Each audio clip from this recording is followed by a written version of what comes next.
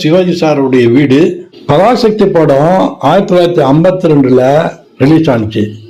இந்த படம் தமிழகத்தையே புரட்டி போட்டுச்சு. ஏகப்பட்ட படங்கள் சிவாஜி சாரை நோக்கி படம் எடுக்க ஆரம்பிச்சது. இந்த வீடு அநேகமா 1955 டு 1960 கட்டப்பட்டு இருக்கணும்.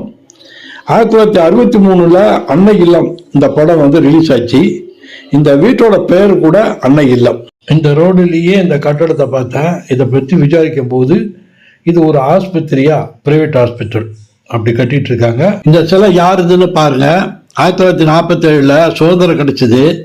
பிறகு மொழிவாரியா மாநிலம் பிரிக்கப்பட்டது. அப்போ சென்னையில பாதிக்கு பாதி தெலுங்கு பேசும் மக்கள் இருந்தாங்க. சென்னை ஆந்திராவுக்கு தான் சொந்தம்னு அவங்க போராட்டம் நடத்துறாங்க.